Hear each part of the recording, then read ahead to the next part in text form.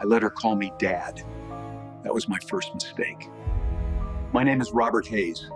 I'm 58 years old, and I thought I understood what family meant until my own son made me question everything I ever believed.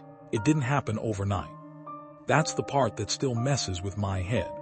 It started small, almost invisible. The kind of things you don't question, because questioning them would make you look paranoid. Or worse, selfish. My son Daniel brought her home one evening, almost 3 years ago. "Dad," he said, walking in like he owned the place, "this is Melissa." She stood slightly behind him, smiling politely.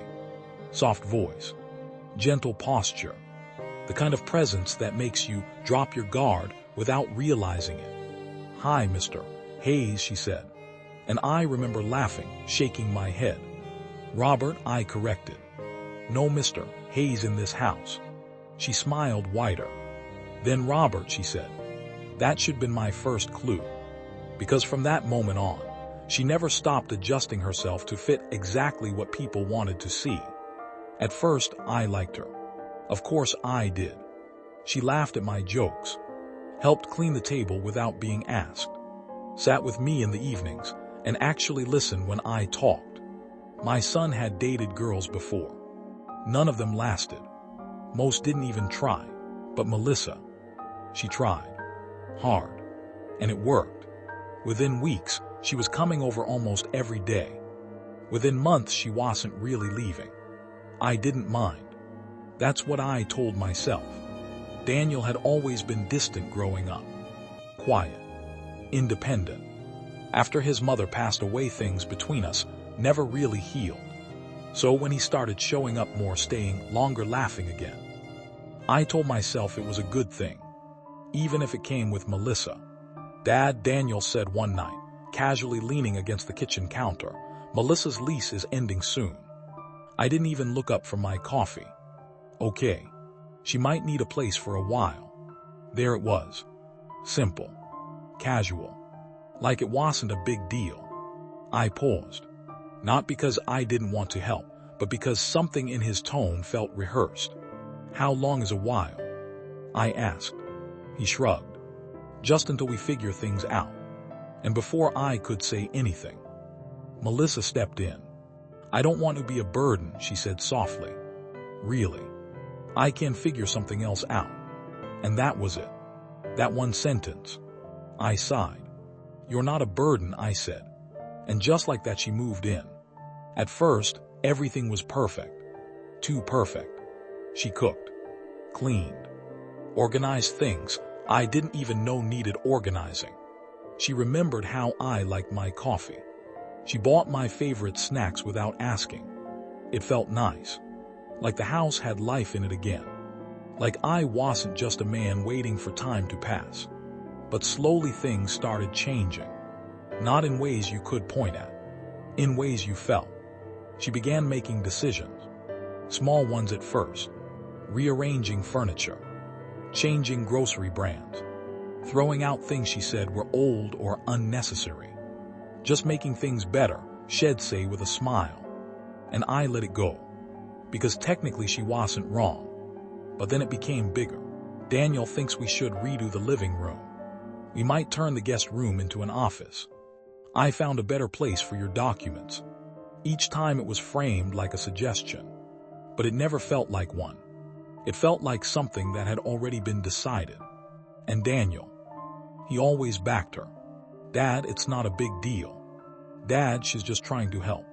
Dad, why are you making this an issue?" So I stopped. Stopped questioning. Stopped pushing back. Because I didn't want to lose him again. And that's how it happens. Not with one big decision, but with 100 small ones you convince yourself don't matter. Until suddenly nothing feels like yours anymore. One night, I came home later than usual. The house was quiet. Too quiet. I walked into the living room. And stopped. My chair was gone. Not moved. Gone. Replaced with something modern. Sleek. Uncomfortable just by looking at it. I stood there staring. "Melissa." I called out. She walked in from the kitchen, wiping her hands. "Oh." "You're home early." I pointed. "Where's my chair?" She smiled. "I donated it." Something inside me tightened. "You what?" It was old, Robert. And honestly, it didn't match anything. "This looks much better." I took a step forward. "That chair was mine." She tilted her head slightly. "And now this is yours," she said, like she was explaining something obvious. I laughed, but there was no humor in it. "You don't just get rid of my things without asking." Her smile faded just a little. "I thought you trusted me." That word, trusted. She used it like a weapon. Before I could respond, Daniel walked in. "What's going on?" "She threw out my chair," I said. He looked at it, then at me. "It's just a chair, Dad." And there it was. That shift. That quiet, undeniable shift. I wasn't the center anymore. I wasn't even equal. I was in the way. And somehow I was the one being unreasonable. I looked at both of them. And for the first time, I felt like a stranger in my own house. But I still didn't understand how far things would go. Not until the day she asked for something. Something no daughter-in-law should ever ask. And the moment I said no, everything broke. It wasn't a sudden explosion. That would have been easier to understand. What came next was slower, colder, and far more dangerous. The kind of shift you don't notice until you're already trapped inside it. A few days after the chair incident, Melissa went back to being perfect. That's what made it worse. She smiled again, cooked again, even asked me how my day was like nothing had happened. And Daniel, he acted like that moment never existed, like I imagined it, like I overreacted, and I almost believed it too. That's the thing about manipulation. It doesn't always look like control. Sometimes it looks like peace, fake peace. But the house had changed. I could feel it in the way conversations stopped when I walked into a room, in the way Melissa's eyes would flick toward Daniel before answering me, in the way my son no longer sat with me at night. Instead, their door stayed closed, always closed, and whatever was happening behind it, it was shaping everything outside of it. About 2 weeks later, Daniel approached me again.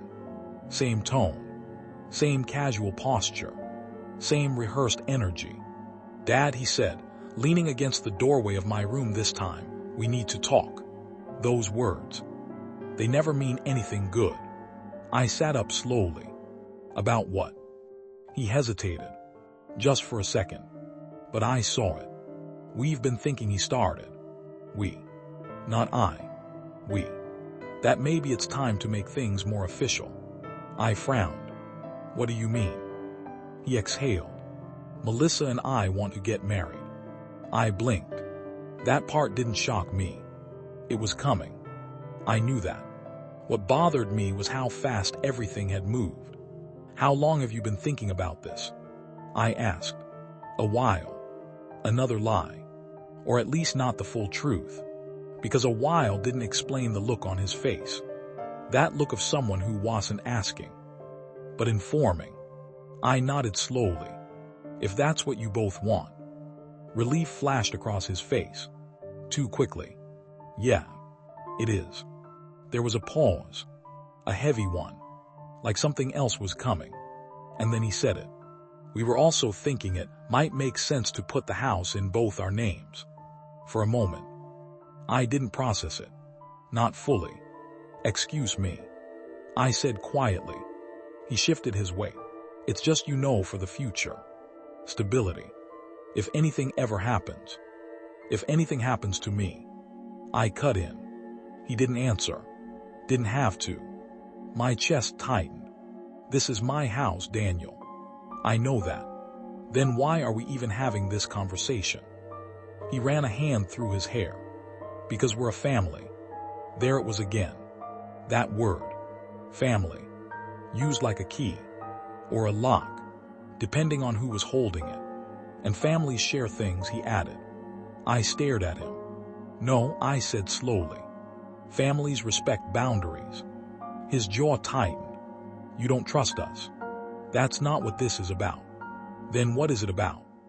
It's about the fact that you're asking me to sign over my home like it's nothing. We're not taking it from you, he said quickly. We just want security. Security. For them. At my expense. I leaned back. No. Just one word.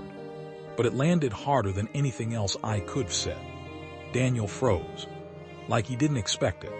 Like saying no wasn't part of the plan. You're serious? He asked. Yes. Silence filled the room. Thick. Uncomfortable. And then something shifted in his face. Something I hadn't seen before. Not anger. Not disappointment. Something colder. Okay, he said flatly. And then he walked out. No argument. No discussion. Just gone. That should have scared me more than it did. Because that wasn't the end of the conversation. That was the beginning of something else. That night I heard them arguing. Not loud, but sharp. Whispers that carried through the walls like blades. You said he would agree. I thought he would. Well, he didn't. Just give it time. We don't have time. That line. It stuck with me. We don't have time. Time for what? The next morning. Melissa didn't say good morning. She didn't smile. She didn't even look at me. And for the first time since she entered my life, I saw her without the mask. Cold. Distant. Calculating. The air in the house changed instantly. No more warmth. No more effort. Just tension.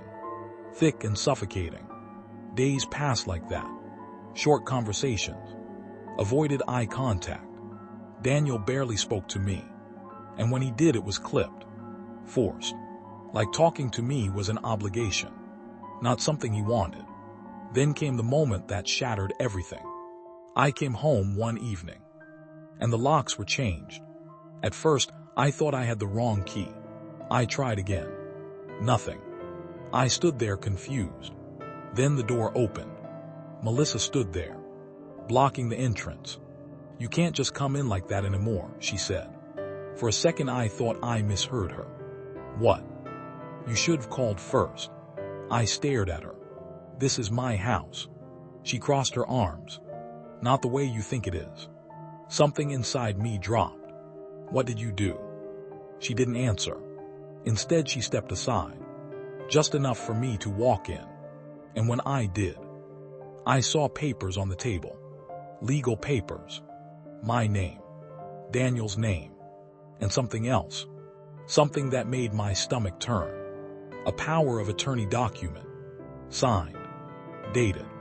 Processed. I grabbed it. My hands shaking.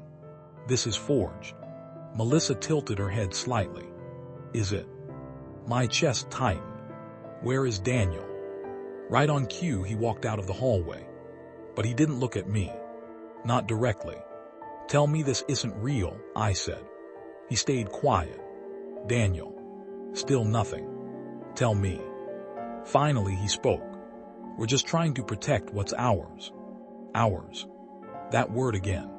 But this time, it didn't sound like family. It sounded like ownership. Like I was the outsider. Like I was the problem. This is illegal, I said. You're overreacting, Melissa replied calmly. No, I said, my voice shaking now. You crossed a line. She stepped closer. Her voice dropping. No, Robert, she said softly. You did when you said no. And that's when it hit me. This was never about the house. This was about control. And the moment I refused, they stopped pretending. I looked at my son, really looked at him, and realized I didn't recognize him anymore. And the worst part, I had no idea how far they were willing to go next. I didn't call the police. That's the part people always question later. Why didn't you just call the police? Because when it's your own son standing in front of you, when it's your own blood looking at you like you're the outsider, your brain doesn't jump to war. It tries to fix things, even when things are already broken. I stood there in the middle of my own living room, holding those papers, feeling like the ground beneath me had shifted into something unstable. Daniel, I said, quieter now, almost pleading, look at me. He didn't.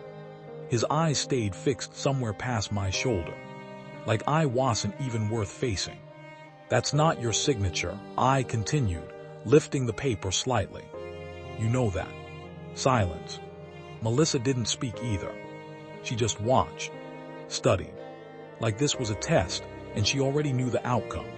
Say something, I pushed. Finally, Daniel exhaled. It doesn't matter. That sentence. It didn't just hurt. It erased something. Doesn't matter. I repeated. It's just paperwork, Dad, he said flatly. We're handling things the way they should have been handled from the start. My grip tightened on the pages. The right way doesn't involve forging documents. You're being dramatic. That wasn't Melissa. That was Daniel.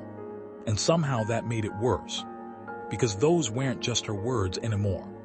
They were his. Him being dramatic. I let out a hollow laugh. You locked me out of my own house. You still have access, Melissa cut in smoothly. We just needed to establish boundaries. Boundaries. I turned to her. You don't create boundaries by stealing someone's property. Her expression didn't change. Not even slightly. It's not stealing if it's already ours. Something inside me snapped a little at that. Ours. I repeated, my voice sharper now. You've been here for what, months? And suddenly this is yours.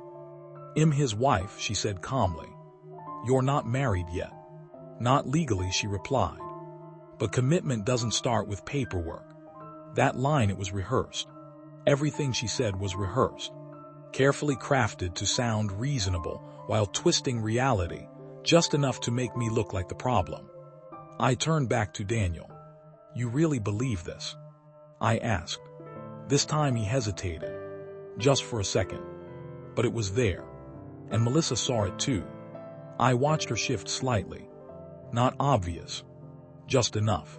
Her hand brushed against his arm. A silent signal. And whatever doubt was there disappeared. We're building a future, he said. You're either part of it or you're standing in the way. There it was. The choice. Not a conversation. A line. And I was already on the wrong side of it. I looked around the room. My room. Or at least what used to be mine. The furniture I paid for. The walls I painted. The memories I built. And suddenly, none of it felt like it belonged to me anymore. You think I'm standing in the way? I said quietly. No one answered. Because they didn't need to. The silence said everything. I nodded slowly. Then I placed the papers back on the table. Carefully. Deliberately. All right, I said. Both of them looked at me. Probably expecting another argument. Another emotional reaction. But I was done giving them that. If that's how you want to play this. I paused. Let the words settle. Then well, play it properly. Melissa's eyes narrowed slightly. What does that mean? I met her gaze. It means you don't get to rewrite reality and expect me to go along with it. Daniel sighed. Dad, don't make this bigger than it is. I almost smiled. Too late for that. I'm not making it bigger, I said. You already did. And with that I turned and walked out. Not in anger. Not in defeat. But with something else. Clarity. For the first time since all of this started. I stopped reacting. And started thinking. That night I didn't go back. I drove. No destination. Just movement. Because sitting still meant thinking, and thinking meant feeling, and I wasn't ready for that yet. Not fully. I ended up at a motel off the highway. Nothing fancy. Just a place to breathe. I sat on the edge of the bed, staring at my phone. Scrolling through contacts I hadn't touched in years. Friends. Old coworkers. People who existed in a version of my life that felt distant now. And then I stopped on one name. Mark. We hadn't talked in over a decade. But if there was one person who understood legal systems, paperwork, consequences, it was him. I hesitated. Then I called. It rang twice. Robert. His voice came through, surprised. That you? Yeah, I said, my throat tight. It's me. A pause. You okay? I looked down at my hands, still shaking. No, I admitted. Not really. Another pause. Longer this time. All right, he said finally. Start talking. And I did. Everything. From the moment Melissa walked into my house, to the papers on the table, to the locks being changed. He didn't interrupt, didn't react, just listened. And when I finished, there was silence on the line. Heavy, calculated silence. Robert, he said slowly, you need to understand something. My chest tightened. What? This isn't a family issue anymore. I closed my eyes. I already knew what he was going to say. This is fraud. The word landed like a hammer. You're sure? I asked. Power of attorney doesn't just happen, he replied. If what you're saying is accurate, this is serious. Serious. That word didn't even begin to cover it. Thayer, my family, I said quietly. And Thayer committing a crime, he responded just as calmly. I ran a hand over my face. I don't want to destroy my son. Then your son shouldn't be doing things that destroy you. That hit harder than anything else he said. Because it was true. And I had been avoiding that truth since the beginning. What do? I asked. There was no hesitation this time. You take control back. How? You stop treating them like Thayer confused, he said. Thayer not. This is intentional. I swallowed. And you protect yourself. Legally. Immediately. The word immediately echoed in my head. Because deep down I knew something he didn't. Something I hadn't said out loud yet. Thayer not going to stop, I said. No, Mark replied. They want. I looked toward the window. Dark outside. Still. Like the world had paused, waiting for me to decide what kind of man I was going to be next. And for the first time, I wasn't thinking like a father. I was thinking like someone who had been pushed too far. Okay, I said quietly. And that one word changed everything. Because what came next wasn't about fixing my family anymore. It was about surviving them. The next morning, I didn't feel like myself. And that was a good thing. Because the version of me they had been dealing with, the one who stayed quiet, who avoided conflict, who chose peace over confrontation. That version was the reason they thought they could get away with everything. I sat in that motel room, staring at my reflection in the mirror. Same face, same age, same man. But something behind my eyes had shifted.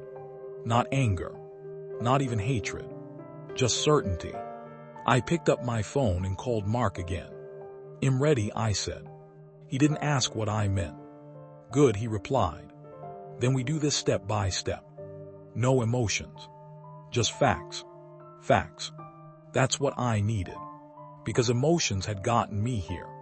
First, he said, you do not go back there alone again. I want.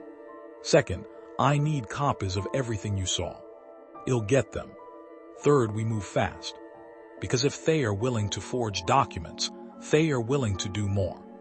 That last part sat heavy in my chest. Because I knew he was right. They had already crossed the line. There was nothing stopping them from going further. I hung up and got dressed.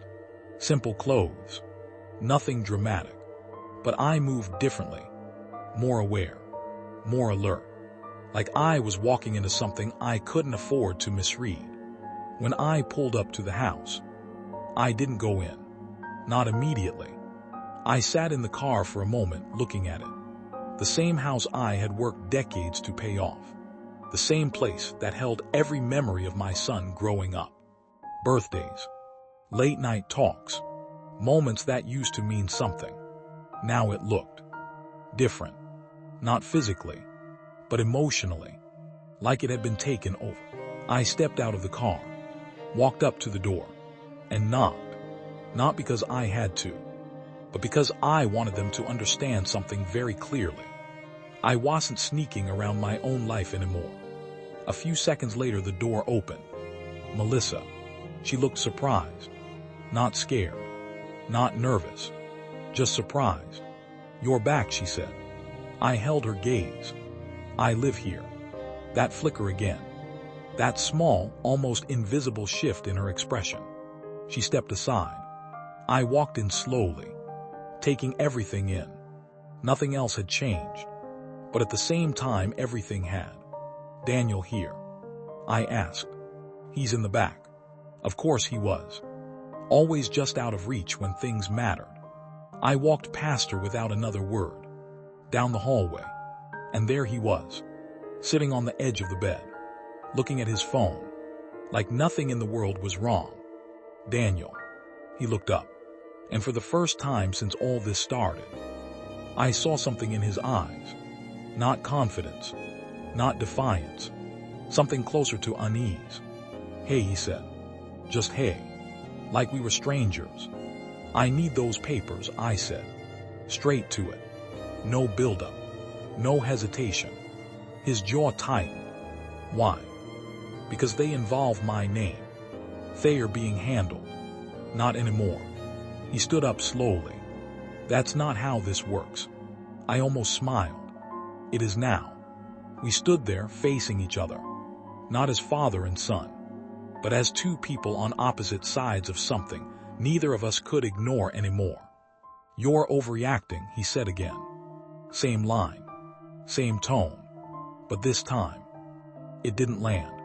"Give me the papers, Daniel." "No." Just like that. Flat. Final.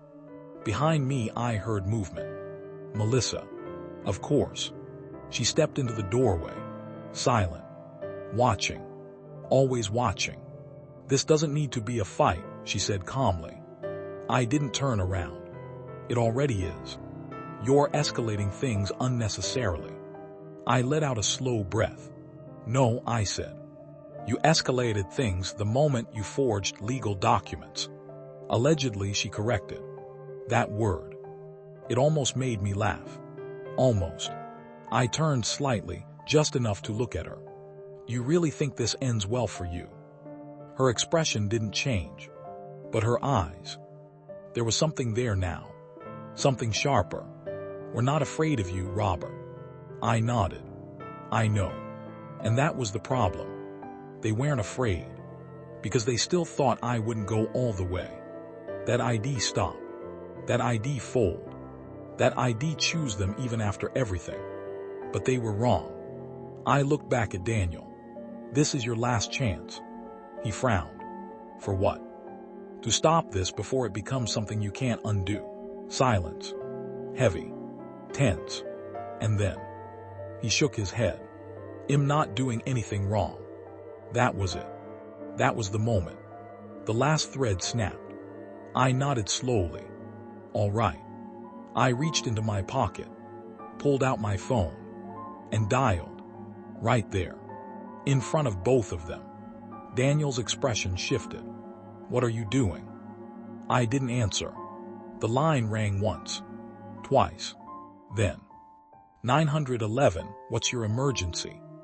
And just like that, everything changed. Daniel stepped forward. "Dad, what are you?" I raised a hand. Not aggressively, just enough to stop him.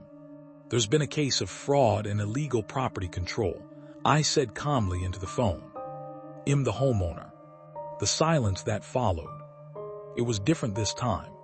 Not tense. Not uncertain. Final. Melissa didn't move, but her eyes locked onto mine. And for the first time since I met her, I didn't see control. I saw calculation shifting into something else. Something she hadn't planned for. Daniel looked like the ground had dropped beneath him. "Dad, stop," he said, his voice lower now. "We can fix this." Fix it. Now he wanted to fix it. Now that it was real. Now that it had consequences.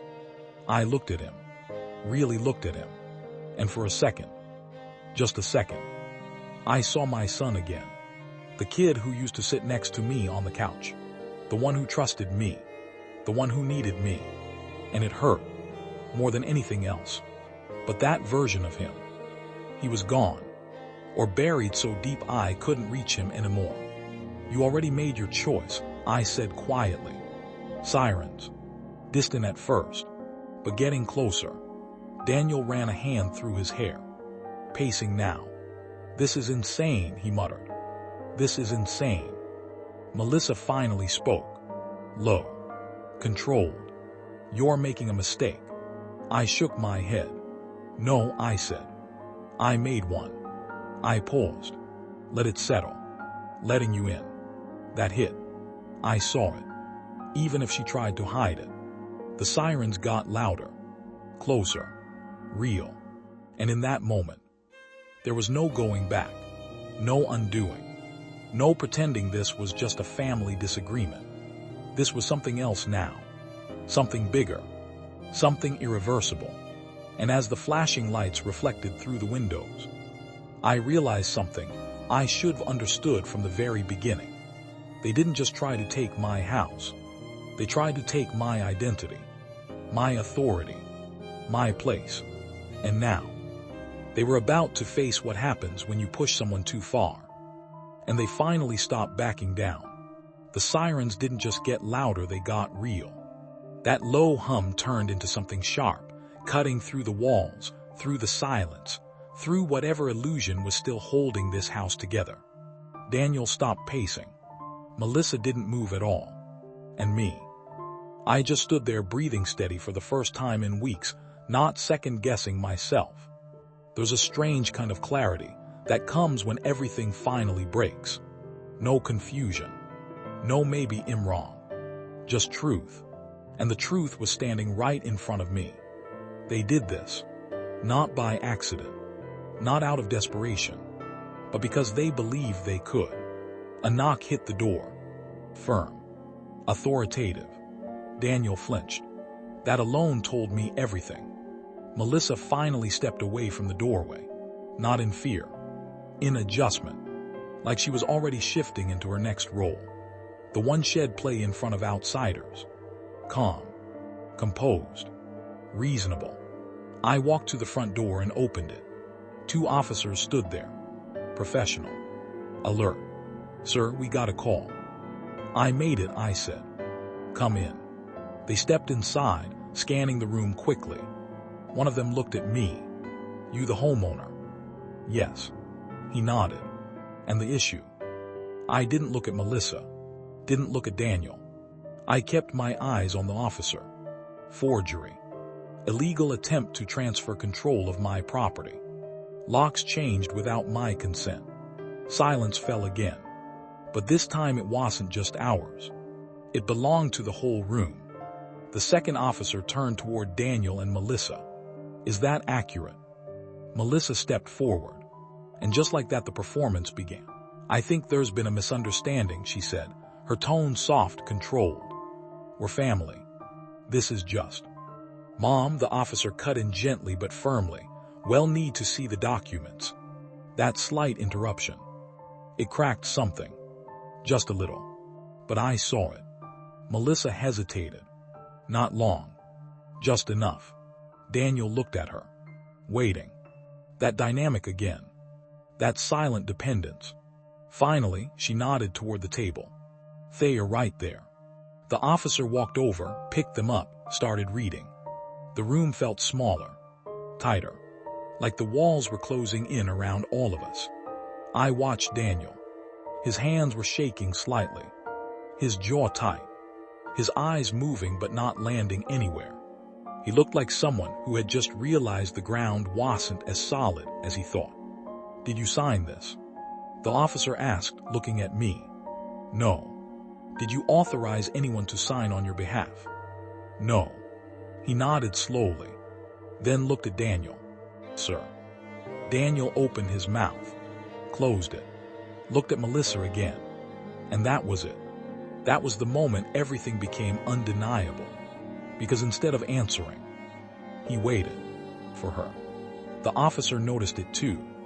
That shift in power, that imbalance. Sir, he repeated, firmer now. Daniel swallowed. We were just trying to. To what? The officer asked. No answer. Because there wasn't a clean one. Melissa stepped in again. We believed we had implied consent.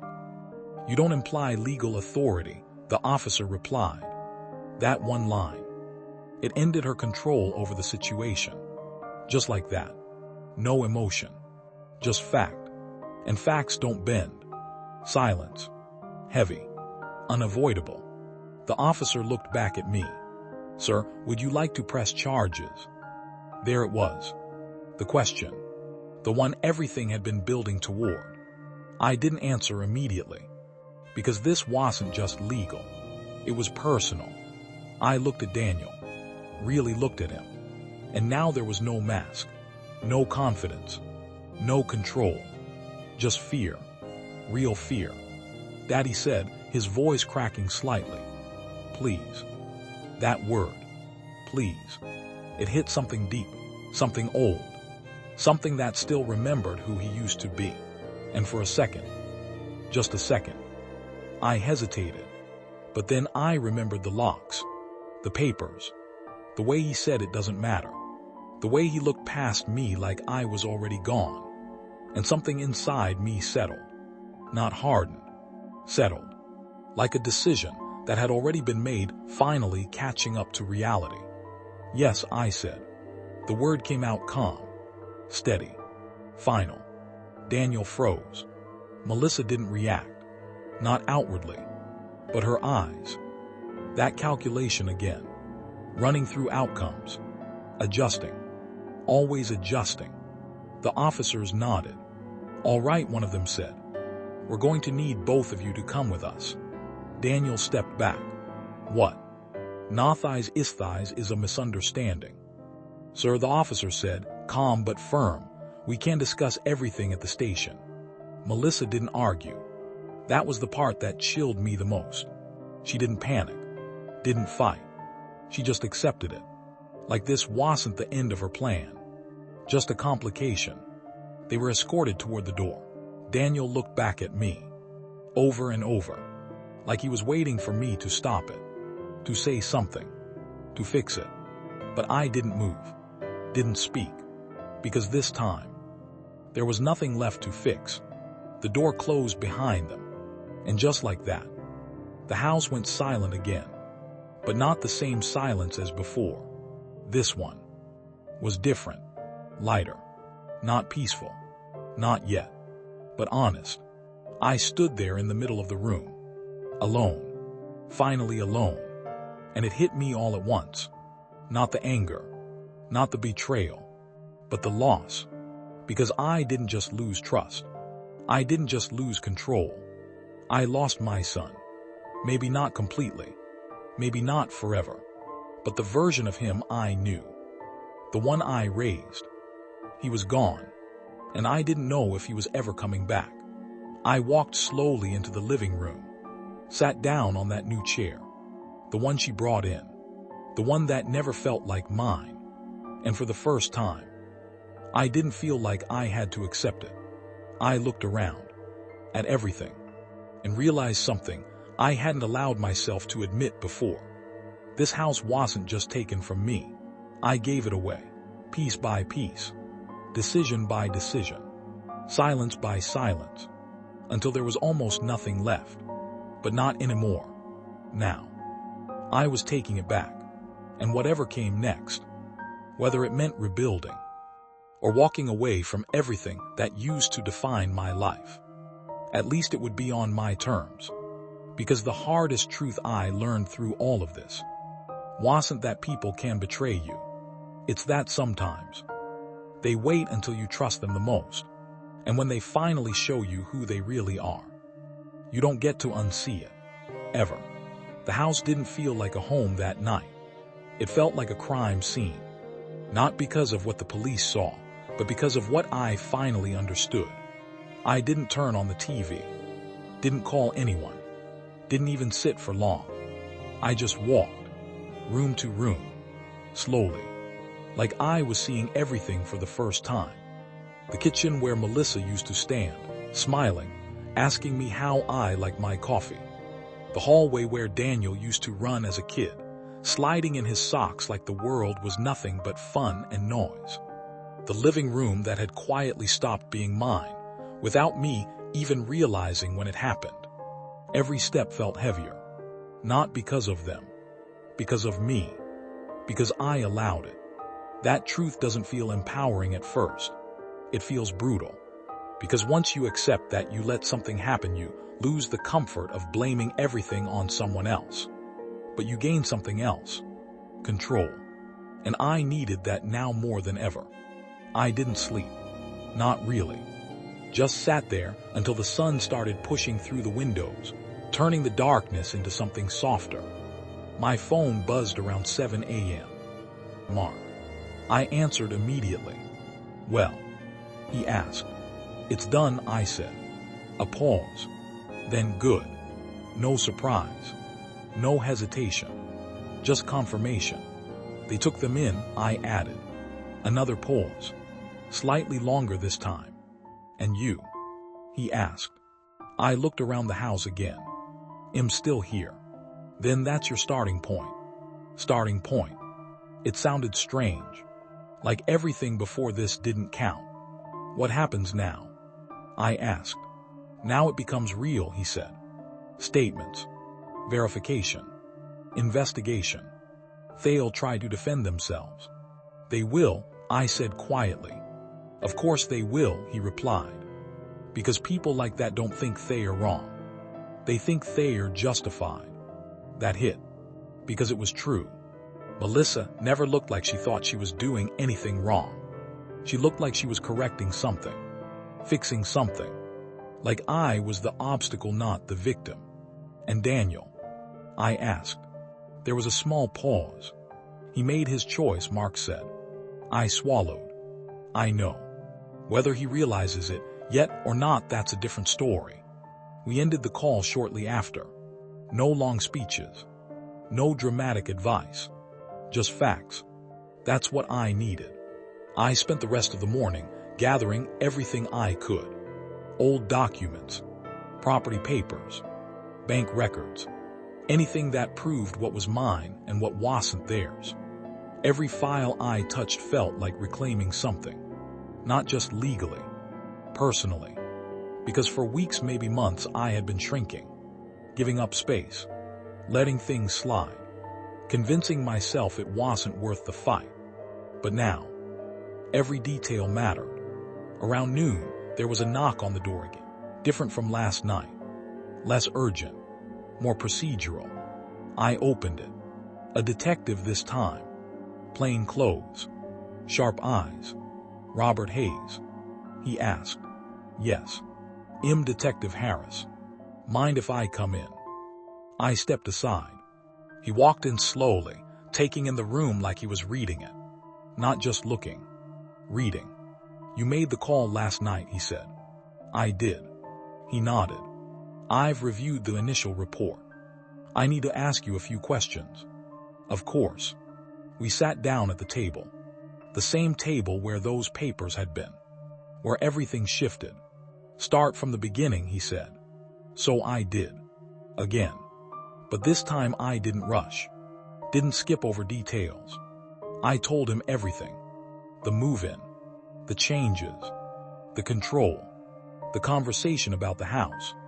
The forged documents. The locks. Everything. He didn't interrupt. Just like Mark. But unlike Mark, his silence felt different. More analytical. Like he was connecting pieces as I spoke. When I finished, he leaned back slightly. You said the signature wasn't yours. It wasn't. You ever sign anything recently that could have been reused? No. He nodded slowly. All right. He pulled out the document copies. Pointed to the signature.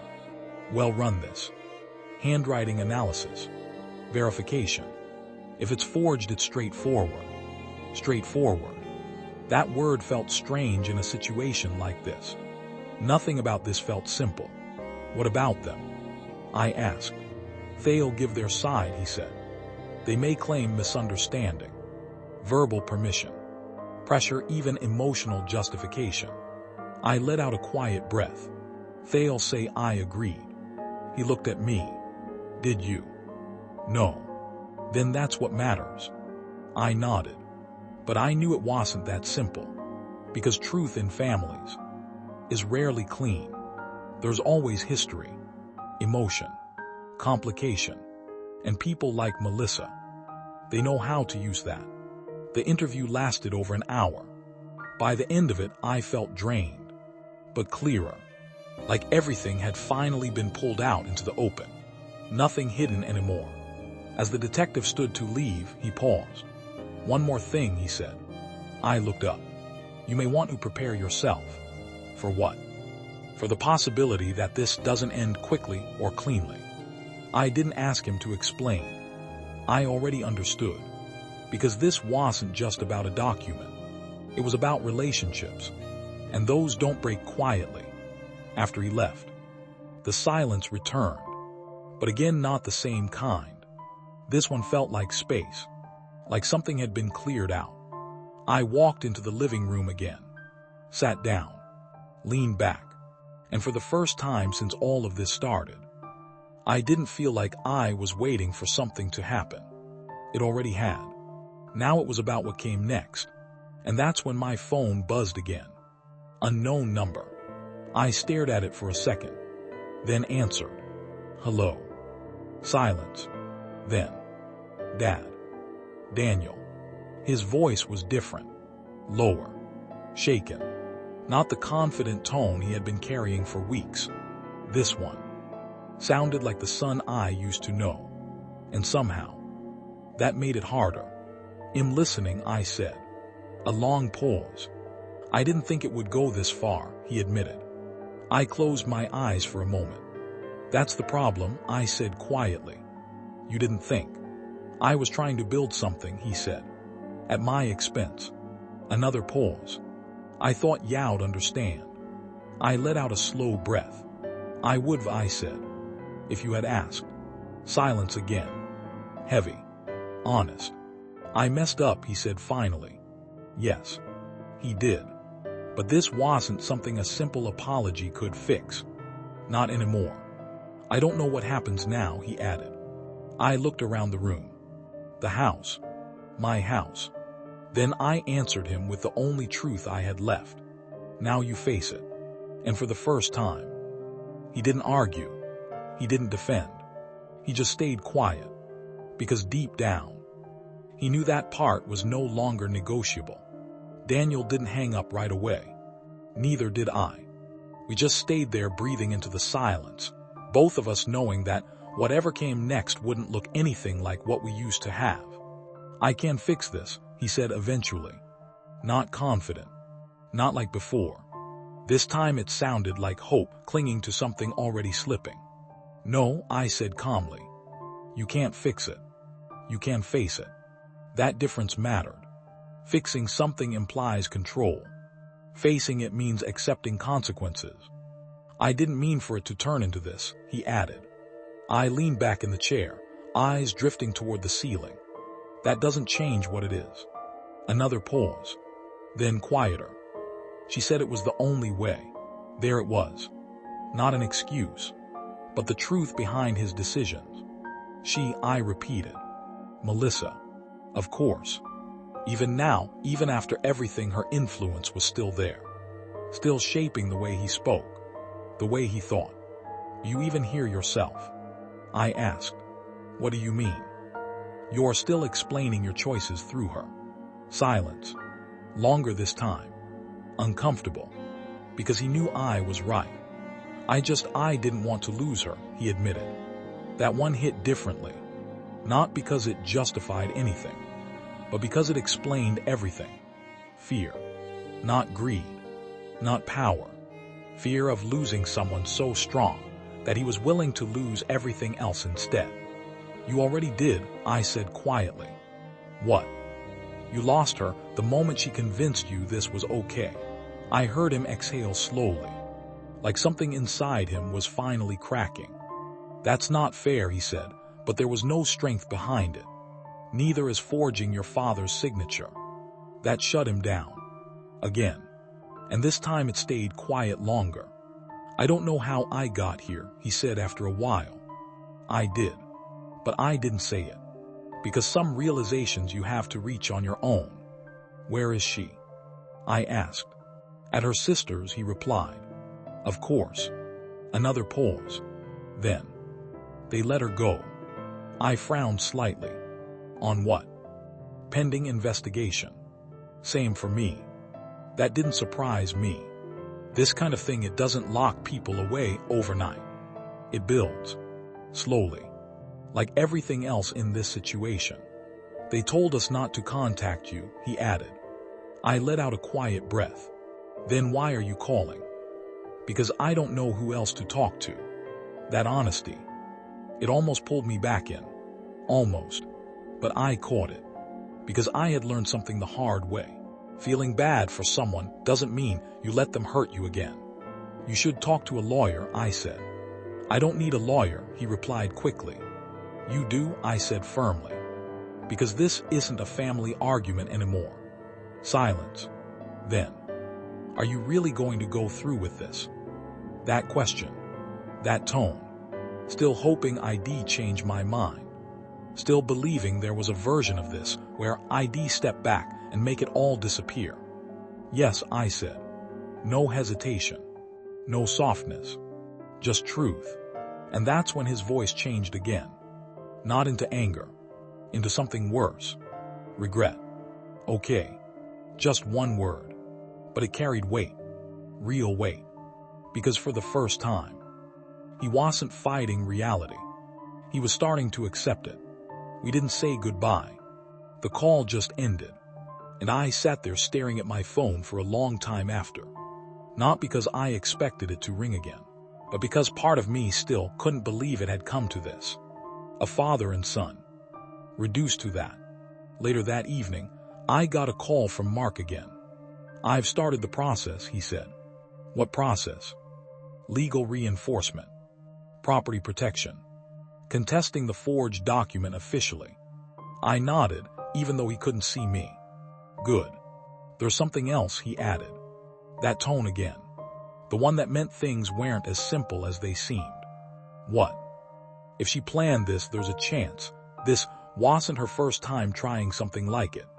My grip tightened slightly on the phone. You think she's done this before? I think people who move this confidently don't start from zero. That thought. It changed something. Because if that was true, then this wasn't just about me. It meant there were patterns. Possibly other victims. Other situations. Can we find out? I asked. Him already looking into it. Of course he was. That's who Mark had always been. 2 steps ahead. Always thinking bigger. Robert, he said after a pause, you need to be ready for something. What now? If this expands, if more comes out, this could get bigger than just your family. I leaned back slowly. How big? Big enough that you won't be able to ignore it anymore. I almost laughed. I passed that point already. But he didn't laugh. Because he knew what I meant. And what he meant. We ended the call shortly after. And once again I was alone in the house. But this time it didn't feel empty.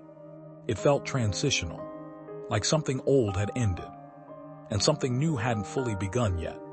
I stood up and walked to the hallway mirror. Looked at myself. Really looked.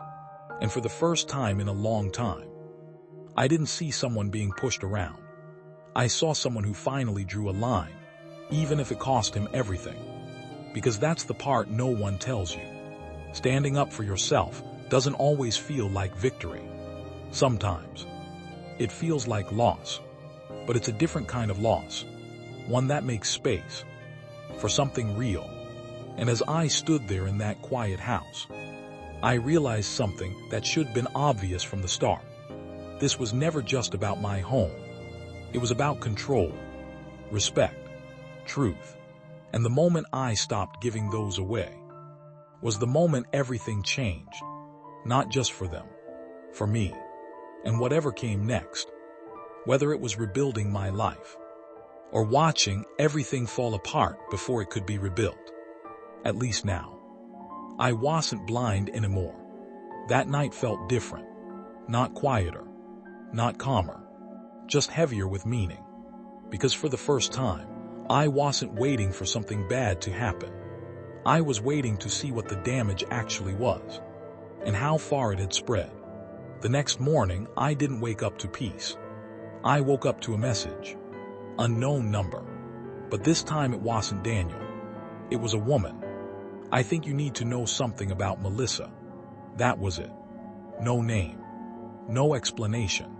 Just that one sentence. I stared at it for a long time. Because after everything that had already happened, I knew one thing for sure. Nothing about Melissa was random. Nothing. I typed back, "Who is this?" The reply came almost instantly. Someone who learned the hard way. My chest tightened slightly. "Call me," I replied. 3 dots appeared. Disappeared. Then my phone rang. I answered immediately. "Hello." A pause. Then a quiet voice. Careful. Measured. "My name is Karen." "Okay." I used to be married to her brother. That caught me off guard. Not what I expected. What does that have to do with? She did the same thing to us. Everything in my body stilled. What? Silence for a second. Then. She didn't forge documents in our case. Karen continued, but she inserted herself into our finances, our decisions slowly. By the time we realized what was happening, everything was already tied together. My grip tightened on the phone. How? She made it feel like help, Karen said. Like she was just being supportive. Responsible. But every suggestion came with influence. Every influence came with control. That word again. Control. She convinced my ex-husband that I was the problem, Karen added quietly. That I was emotional. Unstable. That I didn't understand long-term planning. I closed my eyes slowly. Because it sounded familiar. Too familiar. And him? I asked. He believed her, she said. At least for a while. A pause. Heavy. Painful. By the time he realized what she was doing, we were already divorced. That landed hard. Because suddenly this wasn't just my story. It was a pattern. A blueprint. And Melissa? I asked. She walked away clean, Karen replied. No consequences. No accountability. Just moved on like nothing happened. My jaw tightened. Not out of anger. Out of clarity. Because now I wasn't dealing with something unexpected. I was dealing with something practiced. Why are you telling me this? I asked. Because I heard what happened, she said. Daniel reached out to his uncle last night. It spread from there. Of course it did. Nothing stays quiet in families. Nothing. And you recognized it, I said. I recognized her, she corrected. Silence settled between us. Then she added something that changed everything again. She's not done. A chill ran through me. What do you mean? I mean, if she thinks she can still turn this, she will. I looked around the house instinctively. Like I expected something to move. To shift. How? Shell reposition, Karen said. Victim. Misunderstood. Manipulated. Shell make it look like she was protecting Daniel, or even you. I let out a slow breath. That won't work this time. You'd be surprised, she replied. It's not about truth. It's about perception. That line. It stuck. Because it explained everything. Every calm response. Every carefully chosen word. Every moment she twisted reality, just enough to stay believable. Then I make sure the truth is louder, I said. Karen was quiet for a moment. Then. Just be careful, she said. Because when people like her start losing control, they don't back down. I'm not backing down either, I replied. I can tell, she said softly. Another pause. Then the call ended. And I stood there in the middle of my house, realizing something that made everything heavier. But also clearer. This wasn't just a conflict. This was a game she had played before. And until now, she had never lost. I picked up my phone again. Called Mark. He answered immediately. Tell me you found something, he said. I did, I replied. And it's worse than we thought. Go on. I took a breath, and then I told him everything Karen said. There was a long silence on the other end. Not confusion, processing, connecting dots. Finally, that explains the confidence, he said. Exactly. And the speed, and the lack of fear, I added. Another pause. Then his tone shifted. Sharper. Focused. All right, he said. Then we stopped treating this like a one-time incident. What are you thinking? I'm thinking pattern. Intent. Possibly premeditation. Those words. They carried weight. Legal weight. And if we prove that, I asked, then this becomes a lot bigger than just your case. I nodded slowly. Good. Because something inside me had changed. This wasn't just about defending myself anymore.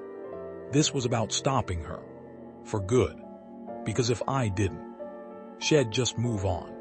Find someone else. Another family. Another situation. Another person willing to trust her. And the cycle would repeat. Not this time. Not anymore.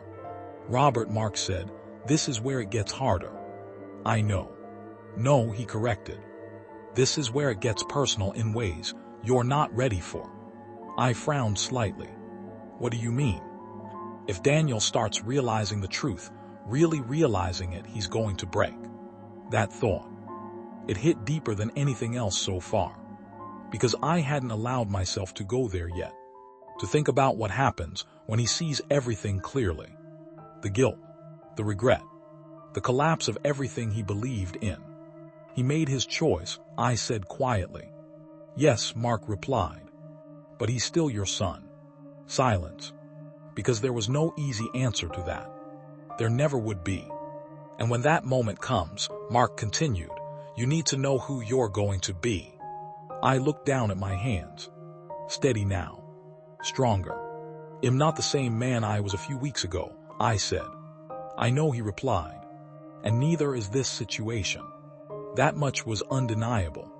Because the next phase of this wasn't just about proving what happened. It was about what happens when the truth finally catches up to everyone involved. And the closer we got to that moment, the more I realized something I couldn't ignore anymore. The real breaking point wasn't behind us. It was still coming. The next few days didn't explode. They tightened.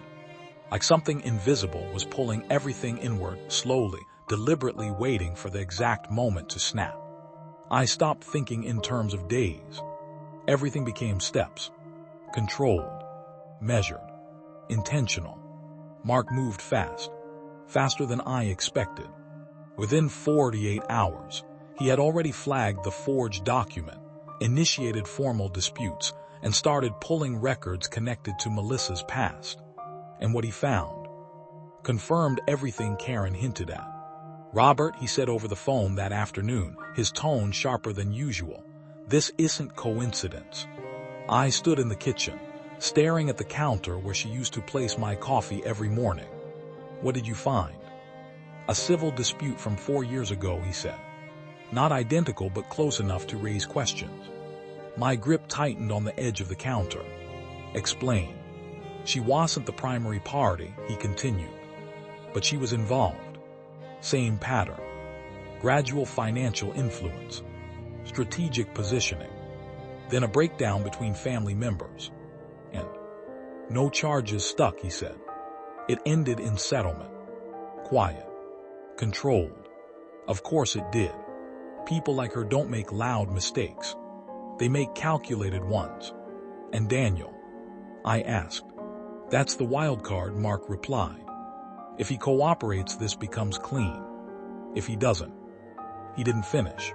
Didn't need to. Because I already knew. If Daniel stood by her, this would get messy. Very messy. That evening, I got another call. This time it was from a number I recognized. Daniel again. I let it ring once. Twice. Then answered. Yeah. He didn't speak immediately. I could hear movement on his end. Footsteps. A door closing. Like he needed privacy just to make this call. I talked to her, he said finally. I leaned back slightly against the wall, and a long pause. Then, something's not right. That sentence. It was small, but it was everything, because it meant the doubt had finally broken through. What changed? I asked. He exhaled slowly. I asked her about the documents, and she said it was necessary. I closed my eyes for a second. Of course she did. And when I pushed, he continued, his voice tightening slightly. She flipped it. How? She said I was weak, he said quietly. That I was letting you manipulate me. That I was choosing you over our future. That was her move. Divide. Reframe. Control. And what did you say? I asked. Another pause. Longer this time. I didn't know what to say. Honest. Finally honest. Then I asked her something else, he added. What? I asked if she's done this before. My chest stilled. And silence. Then she didn't answer. That was the answer. Right there. Unspoken but louder than anything she could have said. I kept pushing, Daniel continued. And she just shut down. Said it didn't matter. That this is about us, not the past. Classic. Cut off the past, control the present. And that didn't sit right with you, I said. No, he admitted. It didn't. I nodded slowly, even though he couldn't see it. Because this was the turning point. Not the rest. Not the confrontation. This. Doubt. Once it gets in, it doesn't leave. I think I messed up, he said again. This time it sounded different. Deeper. Less defensive. More real. Yes, I said. No sugarcoating. No softening. Just truth. I don't know how to fix it, he added. You don't, I replied. Silence. But you can stop making it worse. Another pause. What does that mean? It means you start telling the truth, I said. To them. To yourself. To whoever's asking. I could hear him breathing heavier now. Processing. Struggling. And Melissa? He asked. That question. It carried everything. Fear. Attachment. Confusion. I didn't answer immediately. Because this wasn't about telling him what to do. This was about making him see it. You already know the answer, I said finally. He didn't argue. Didn't defend her. Didn't justify anything. Just silence. And in that silence, I could hear something breaking. Not loud. Not dramatic. But real. I don't think I ever really saw her, he said quietly. No. He didn't. Because she never showed him who she really was. I think I just saw what I wanted to see, he added. That's how it works. Always. You're not the first, I said. And I won't be the last, right? That question hit differently. Because now he wasn't just thinking about himself. He was starting to see the pattern. No, I said. You want. Another long pause. Then. I'll talk to the investigator. There it was. The decision. The one that changes everything. You should, I said. And you? He asked. I already did. Silence again. But this time it wasn't heavy. It was settling. Like something finally falling into place. I'm sorry, he said. The words came out raw. Unpolished. No excuses attached. Just regret. Real regret. And for the first time, I believed him. But belief doesn't erase damage. I know, I said quietly. And that was all I gave him. Because some apologies aren't meant to fix things. They are meant to acknowledge them. We ended the call shortly after. And I stood there staring at nothing. Because something had shifted again. Not in the house. Not in the case. In him. And that mattered. More than I wanted to admit. Because now, this wasn't just about exposing Melissa. This was about what happens when the person she controlled finally starts breaking free. And the truth is, that's the moment things get the most dangerous. Because people like her don't lose quietly.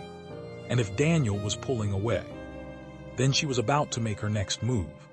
Not subtle, not controlled, but desperate. And desperate people do things they can't take back, which meant one thing. We weren't at the end yet, not even close. The real confrontation, the one that would decide everything, was still coming. The shift didn't happen all at once. It cracked, quietly, like ice under pressure spreading in lines you don't notice until it finally breaks beneath your feet. 2 days after Daniel said he'd talked to the investigator, everything accelerated. Not emotionally, legally. Mark called me early that morning. "Robert," he said, "no greeting this time." Daniel gave a statement. I sat up straighter in the chair. And he confirmed the signature wasn't yours. I closed my eyes. A long breath left my chest. Not relief. Not exactly. More like confirmation. He also admitted Melissa pushed the idea, Mark added. That part didn't surprise me. But hearing it said out loud, documented, real, that changed things. How detailed? I asked.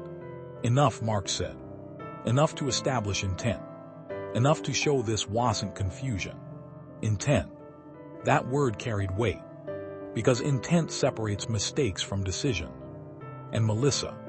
I asked. She's still denying everything. Of course she was. She claims Daniel misunderstood, he continued. Says you gave verbal approval and are now backing out. I almost smiled. Predictable. Will that hold? I asked. No, Mark said simply. Not with the evidence we have. Especially not now. Now. Because Daniel had spoken. Because the story had shifted from she said to something much harder to twist. She's running out of room, he added. That line stayed with me. Running out of room. Because for the first time since all of this started, Melissa wasn't controlling the narrative anymore. Reality was. That afternoon, I got a message from Daniel. Not a call. Just a message. Can we meet? I stared at it for a long time. Because I knew this meeting wouldn't be simple. It wouldn't fix anything. But it would define something. I replied. Come by. He showed up an hour later. No hesitation this time. No waiting in the driveway. He walked straight up to the door and knocked. When I opened it, I barely recognized him. Not physically, but in the way he carried himself. The confidence was gone. The tension remained, but it was different now. Less defensive. More exposed. Hey, he said. I stepped aside. He walked in slowly, looking around like he was seeing the house for the first time. Or maybe like he was realizing what it really meant. We didn't sit right away. He stood in the middle of the room. Hands slightly clenched. Eyes moving but not settling. I told them everything, he said. I know. He nodded once. Like he expected that. I didn't realize how far it went, he added. You didn't want to. That hit. I saw it. But he didn't argue. Didn't defend. Just accepted it. I thought I was building something, he said quietly. I know. But I was just helping her take it. Silence filled the space between us. Heavy. But honest. I keep replaying everything, he continued. Every conversation. Every moment I backed her up, even when something felt off. That's how it works. You don't see it clearly in the moment. Only after. I should have listened to you, he said. I didn't respond. Because that part didn't need to be said anymore. We both knew it. I left her, he said suddenly. That made me look at him. When? This morning. There was no drama in his voice. No anger. Just finality. She tried to flip it again, he continued. Said I was betraying her. That I was weak. That I'd regret choosing you. I held his gaze. And he let out a slow breath. I realized something. What? That it was never about me. Silence. Because that was the truth. Raw and simple. It was about control, he added. Always was. I nodded slightly. Yes. He looked down at his hands. Then back at me. I don't expect you to forgive me, he said. Good. Because that would have been too easy. I don't even know if I deserve to stand here right now. That part. That was real. Because for the first time, he wasn't asking for anything. He was just facing it. I made my statement, he continued. They said it changes everything. It does. And Melissa. He paused. Like even saying her name now felt different. They are building a case. Of course they were. Because patterns don't stay hidden forever. And I helped her, he said, his voice tightening slightly. Even if I didn't know I still did it. Yes. No comfort. No denial. Just truth. Because he needed that. More than anything. He nodded slowly. Taking it in. Not fighting it. Just accepting it. I don't know what happens now, he said. I looked around the room again. The house. Everything it had been, everything it almost wasn't. Now you live with it, I said. He swallowed. Yeah. Silence again. But this time it wasn't heavy. It was clear. Like everything that needed to be said had already been said. And whatever came next wouldn't be built on lies. He took a small step back.